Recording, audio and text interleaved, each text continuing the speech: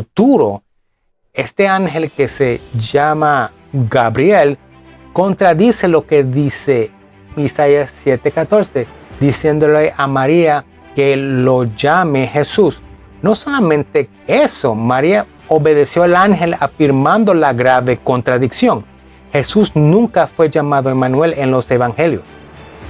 Jesús mutiló todo por completo. Entonces, ¿quién es el niño?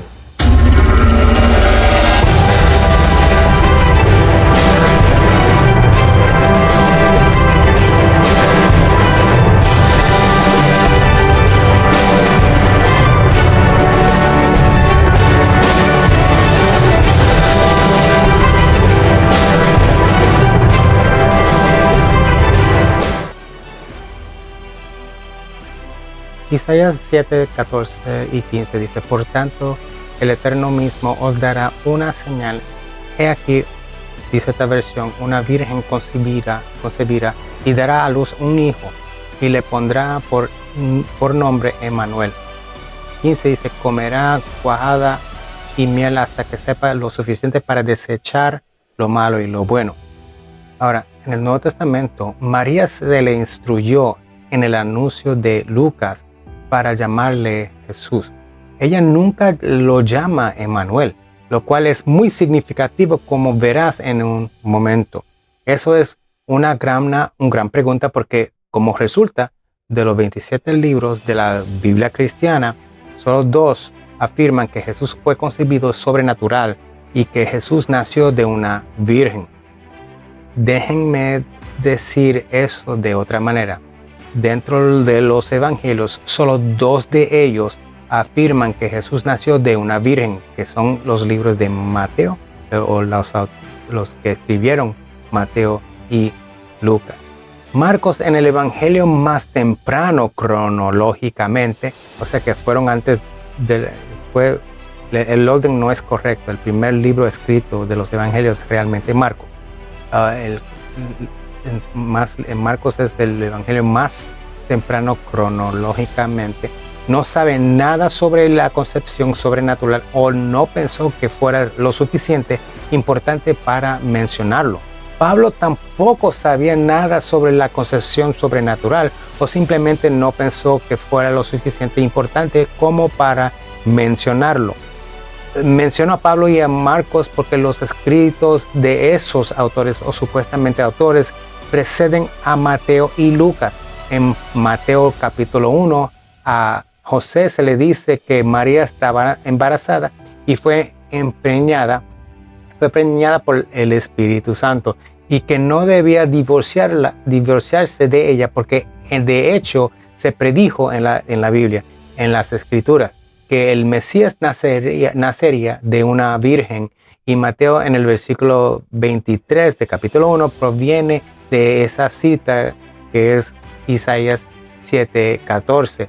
Se nos dice que cada niño, por ejemplo, que cada niño cristiano que lee el Mateo realmente cree que Isaías, que vivió aproximadamente 700 años antes de Jesús, predijo que el Mesías nacería de una virgen. Y todos ellos están convencidos de que Jesús debe ser el Mesías, porque ¿cómo entonces un profeta que vivió tantos siglos antes, durante el imperio asirio, sabía sobre un niño que sería concebido sobrenaturalmente en el imperio romano?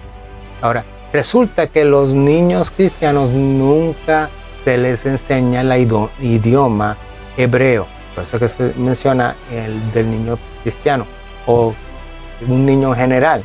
Eso no es un accidente, es por diseño. Las escuelas cristianas no enseñarán a los niños el idioma hebreo, porque uno quizás no saben cómo sea. Porque si los niños cristianos pueden leer hebreo como sus contrapartes judías en el yeshiva, sabrían de inmediato que Isaías no predijo el nacimiento de un Mesías de una virgen, sino que el texto original fue alterado. Los cristianos sabrían esto. El texto original en Isaías no dice nada sobre una virgen y no está hablando del Mesías. El hebreo dice: he aquí, el Eterno os dará una señal. La joven o Alma, pon atención, está embarazada y dará a luz un hijo. No dice Hine en hebreo, Hine Betulá, no dice eso. O sea, no dice he aquí una virgen, dice Hine Alma, dice he aquí la joven. Ahora vamos en detalles. El detalle es lo importante. La palabra alma significa una mujer joven. No transmite nada sobre la historia sexual, solo transmite género femenino y juventud. No dice nada sobre si esa persona es virgen o no. Si quieres, busca otras referencias donde el mismo Isaías en su propio libro usa alma y betulá. Y voy a usar, por ejemplo, vamos a empezar por algunos ejemplos de la palabra betulá que pueden buscarlo. Isaías 23:4, dentro del mismo libro de Isaías, donde él usa betulot, que se refiere a vírgenes. Isaías 23, versículo 2. Versículo 4. 23, versículo 4. Otra referencia del mismo libro, el mismo capítulo 23, versículo 12, donde él usa la palabra betula, virgen. No me estoy saliendo del contexto. Dentro de Isaías, en el libro de Isaías, en contexto, en sus propios escritos, el capítulo 37, versículo 22, él usa la palabra betulat, que se refiere a virgen. Ahora estamos en contexto. ¿Quieren mirar dentro del contexto cómo él usa alma? Miramos en Isaías, capítulo 62, versículo 5, donde él usa, ¿sabe qué? Alma como doncella o mujer joven. Ahora, y cuando Isaías escribió esto, él esperaba que cada uno lo entendiera en contexto con los otros capítulos. Ahora la palabra Bikarat, que significa ella llamará. Ahora la palabra hará, está en tiempo pasado. Cuando estás leyendo, está hará, o sea que se refiere en hebreo, tiempo pasado, significa que ella está embarazada.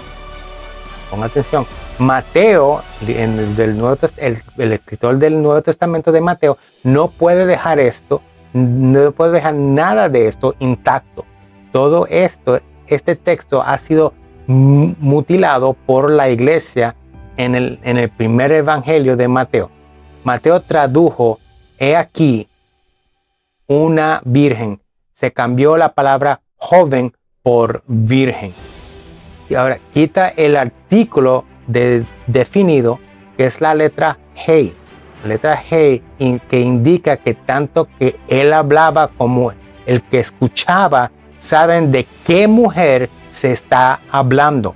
Mateo también cambió la parte más importante, que el texto está hablando de una mujer joven que tendrá un bebé, en contraste con una mujer mayor, ya que la palabra alma significa una mujer joven. No dicen nada sobre si esa mujer es virgen o no.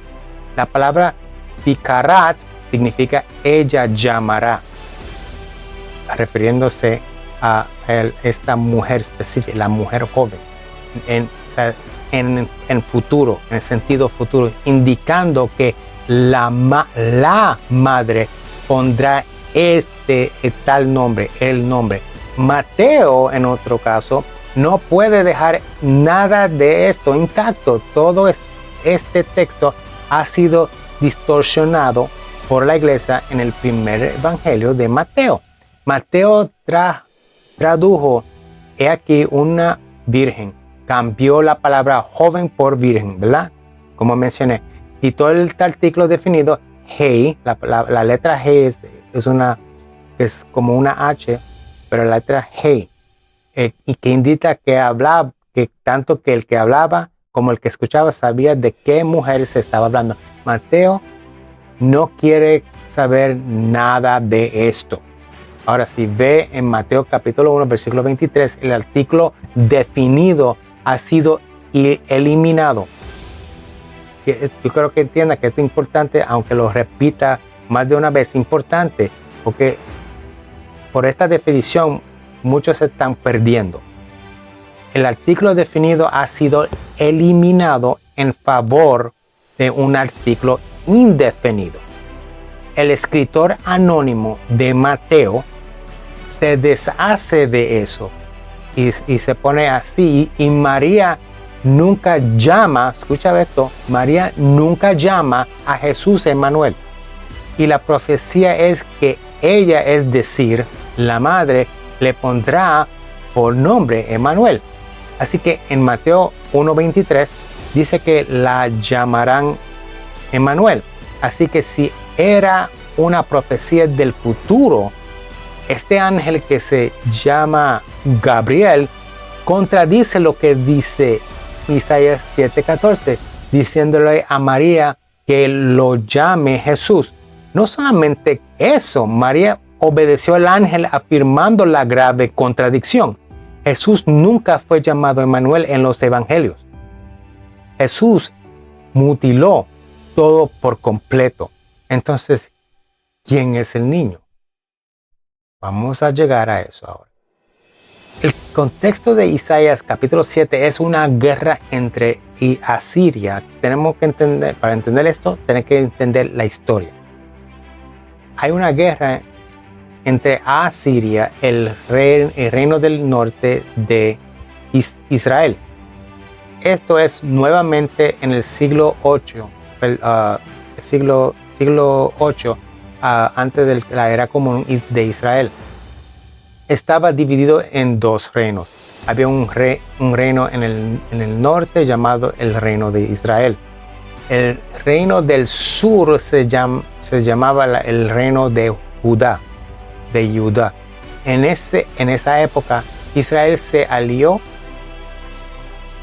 con Siria para luchar contra el reino de Judá, lamentablemente. Entonces el profeta Isaías le está hablando al rey Acaz de Judá para tranquilizarlo, diciéndolo que su alianza enemiga no prevalecerá.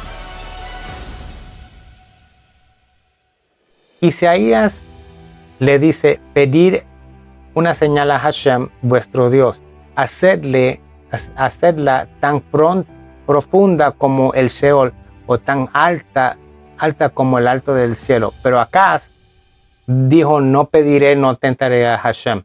Entonces Isaías dijo: oíd luego, casa de David, el Señor mismo os dará señal. He aquí, la joven está embarazada y dará a luz un hijo, y llamará su nombre Emmanuel. Así que el niño es simplemente el hijo de la joven identificada, que Isaías declara que ya está embarazada. No tiene nada que ver con una profecía sobre un Mesías naciendo de una virgen 700 años después.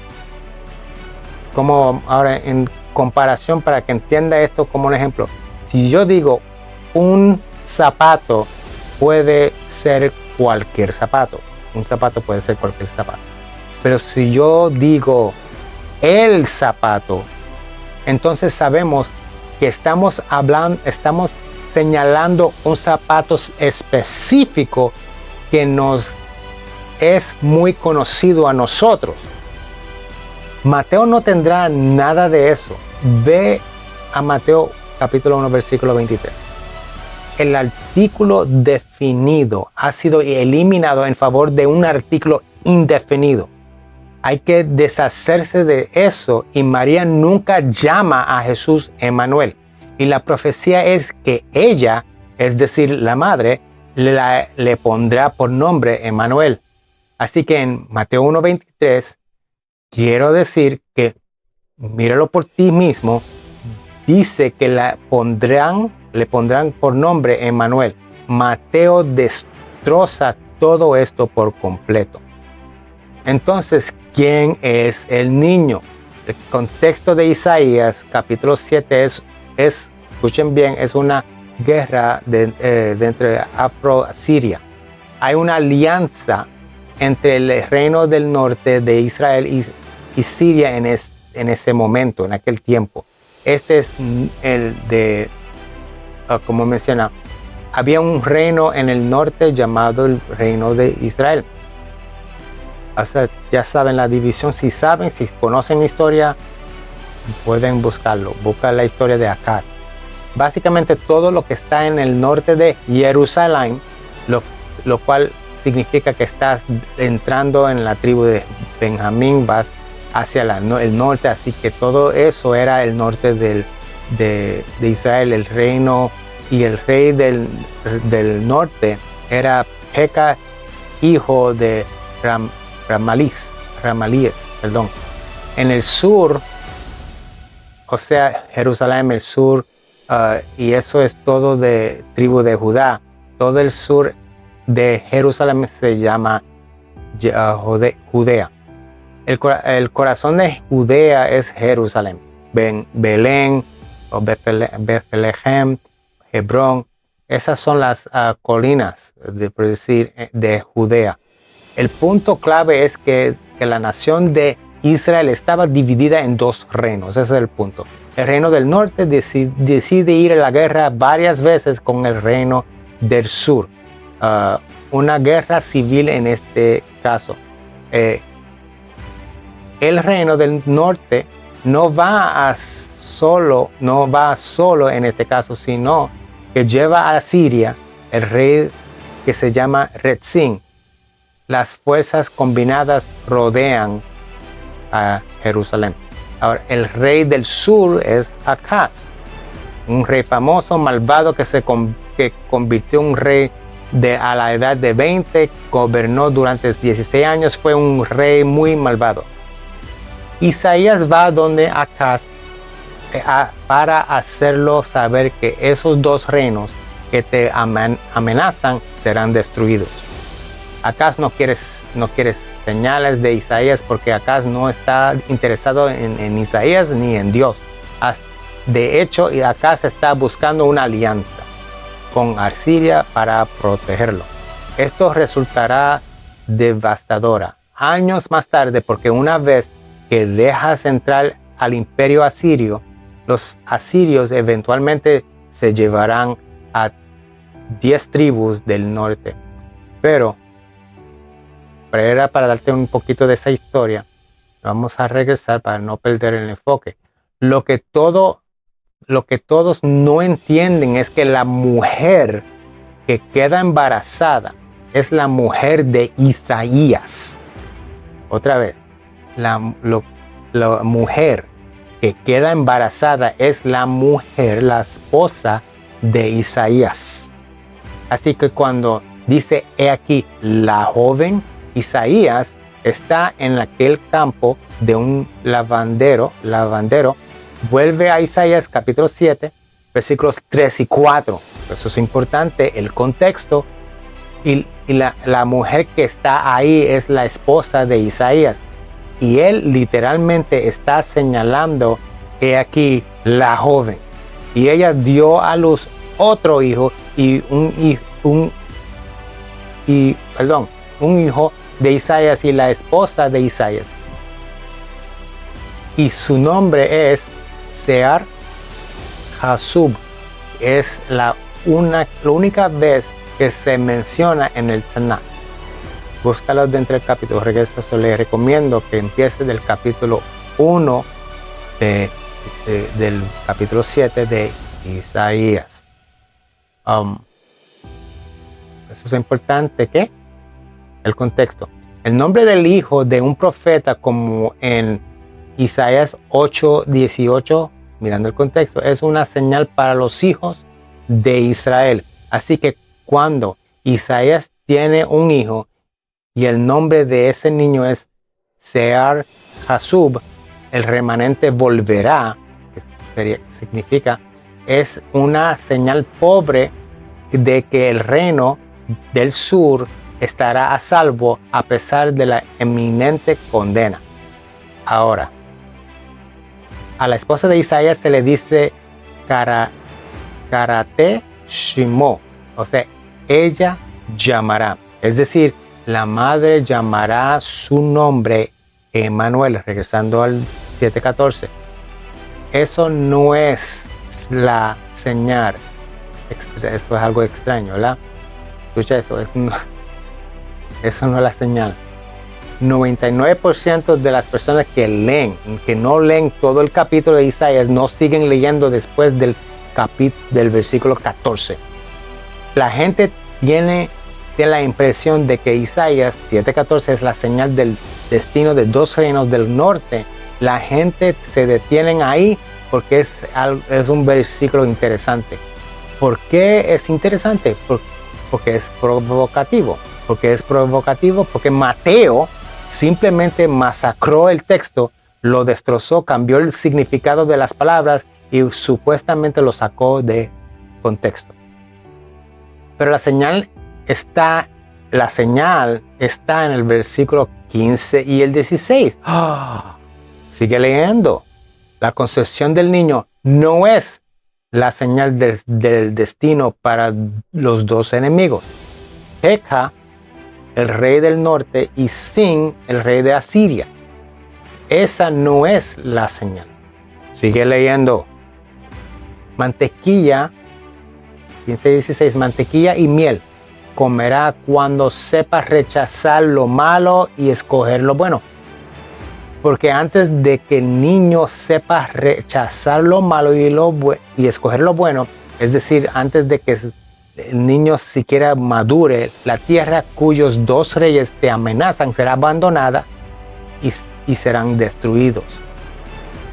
De hecho, esos dos reyes son ambos asesinados. Mantequilla y miel comerá el niño cuando sepa rechazar lo malo y escoger lo bueno. Vamos a analizar esto un momento. Respiren. Cuando un niño, Dios, debo respirar. Cuando un niño sabe rechazar lo malo y escoger lo bueno, eso significa antes, o sea, cuando un niño madura.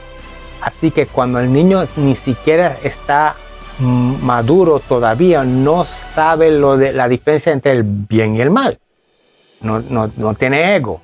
Los preceptos morales de la mente aún no se han desarrollado. Un niño no sabe la diferencia entre el bien y el mal. Comerá mantequilla y miel. ¿Qué significa eso?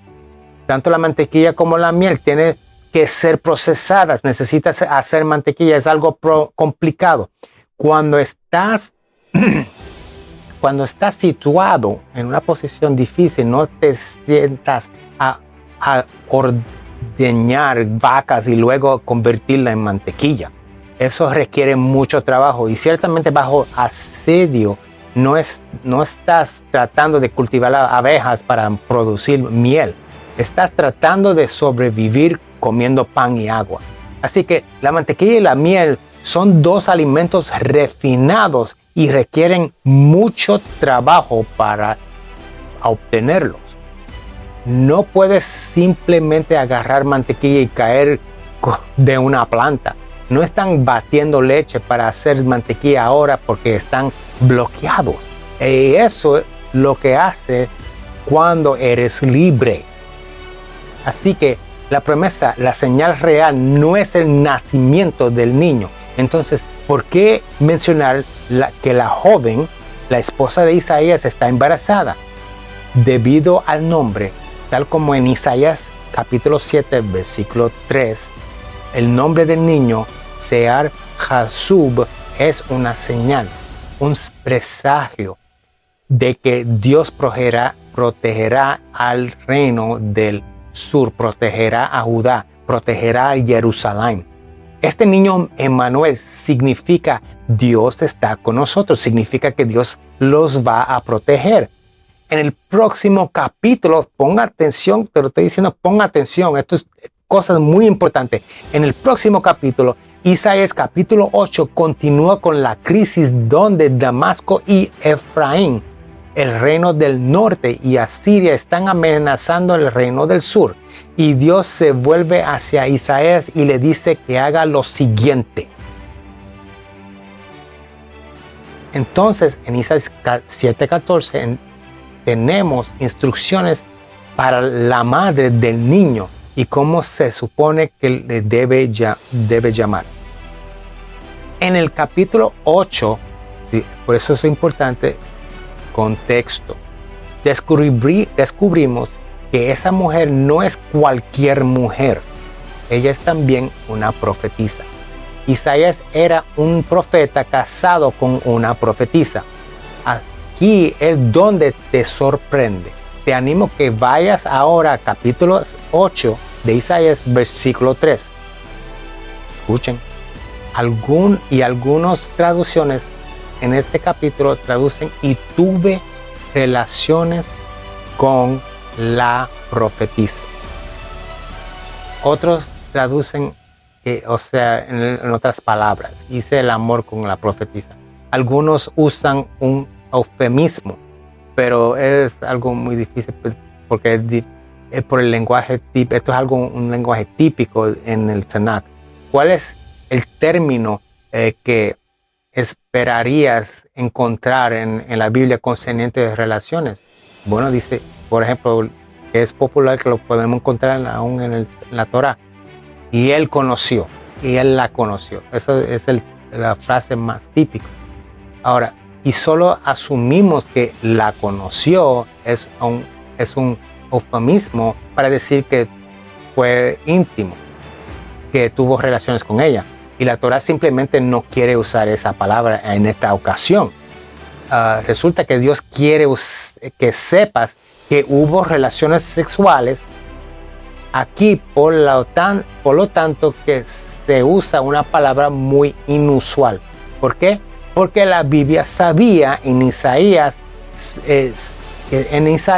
sabía que algún día, 700 años más tarde, alguien iba a maltratar el texto, abusar del libro de Isaías para decir que esto es una concepción virginal. Y por lo tanto se usa la palabra karov, que es la raíz, que significa literalmente entrar o acercarse. Está transmitiendo esta unión, en otras palabras. Y ella concibió y dio a luz un hijo. El Señor dijo, el Señor me dijo, hay un pronombre ahí. Y el Señor me dijo a mí. Escucha, ¿quién es el me? Isaías. Si no, me dijo. Muchos están brincando, saltando versículos para tratar de defender una falsa doctrina. Si nos mantenemos en tu contexto, podemos entender lo que Hashem está diciendo realmente. Dios le dijo a Isaías, llamólo por su nombre, no vas a llamar al niño Emmanuel. Ese es trabajo de la mamá. El nombre de Emmanuel, eso la mamá le va a dar el nombre de Emmanuel. Ambos son profetas, así que la mamá llamará al pequeño Emmanuel. Tú, Isaías, tienes que darle otro nombre, y ese es Maher Shalal Hashbaz, que significa date prisa al botín, apresúrate al saqueo. Es esencialmente una redundancia que significa esto.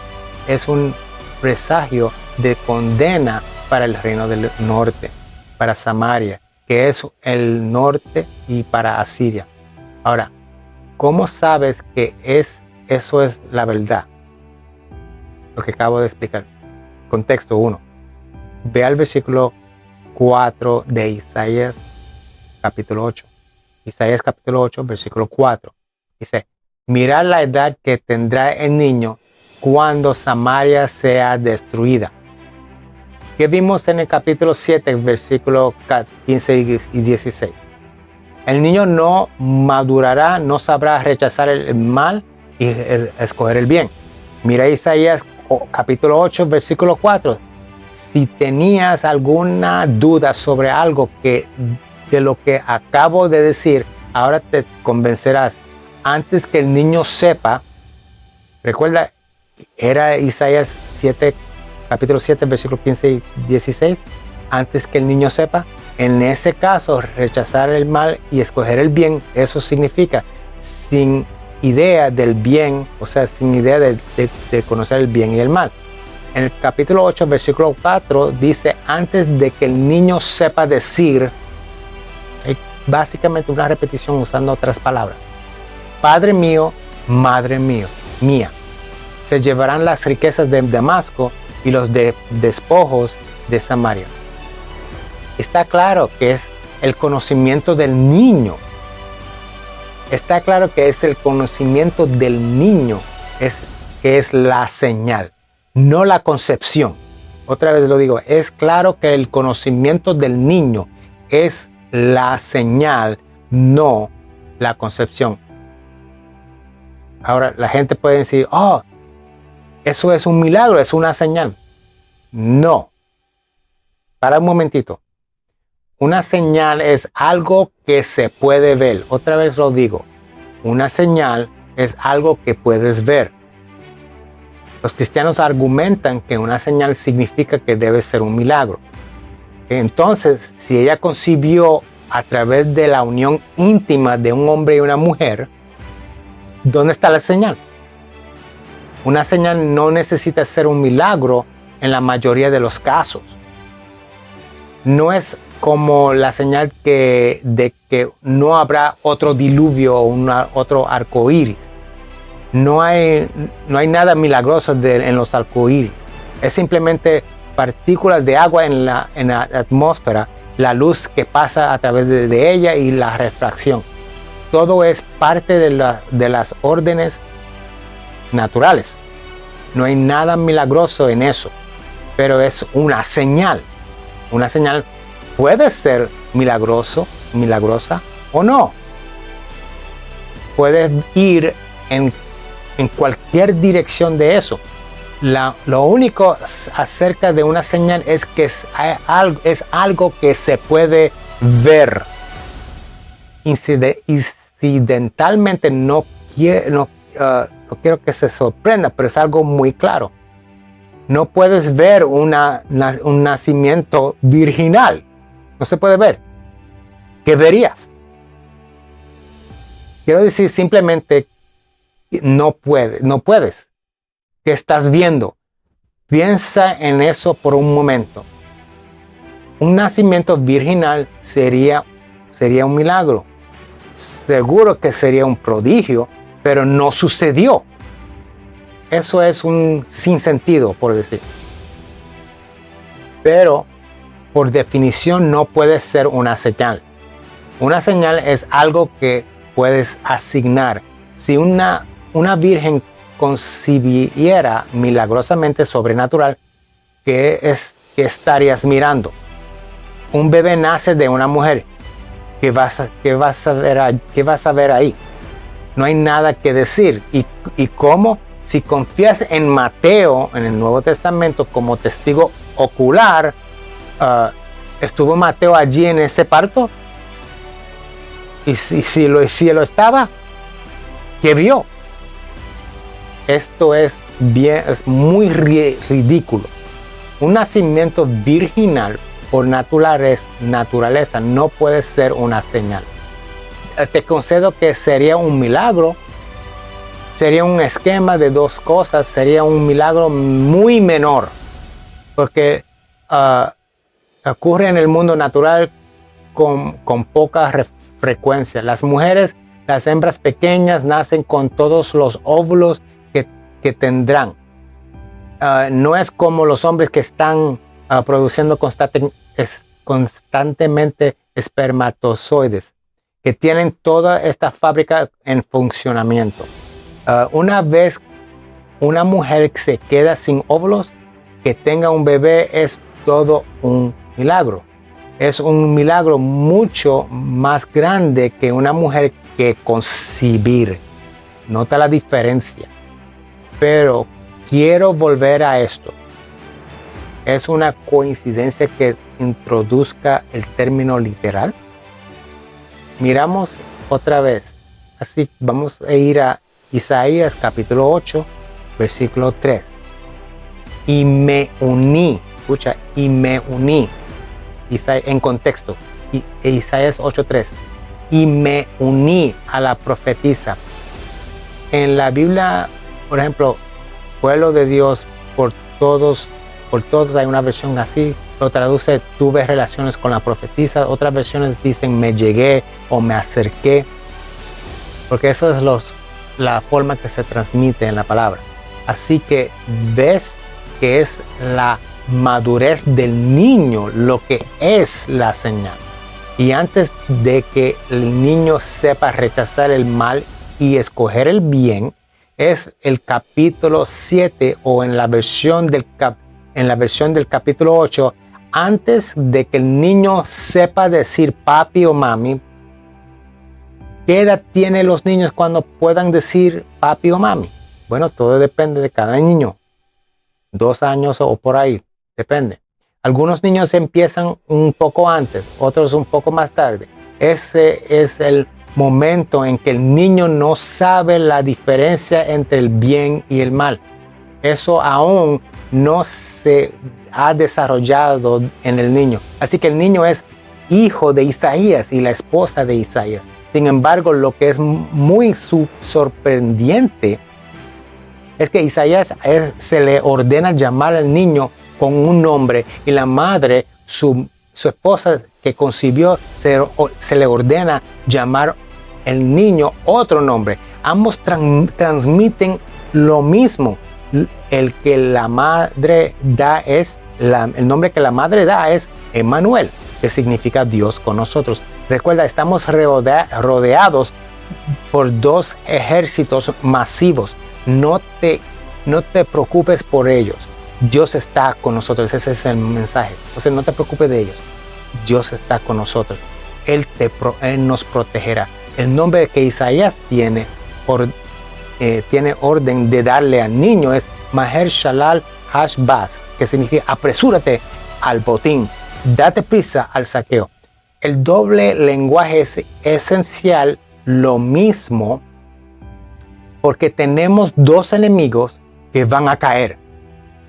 ¿Cuáles son los 2 enemigos? Samaria en el norte, Efraín en el norte. El reino del norte. ¿Quién es el enemigo número 2? Siria. Si la gente estudia lo que acabo de compartir, algo que nunca antes se parece que no se han conocido porque le faltan leer en contexto, la gente se arrepentirán de la idolatría, se volverán al Dios de Abraham, el Dios de Isaac y el Dios de Jacob, y aceptará solo a él como su Señor y Salvador.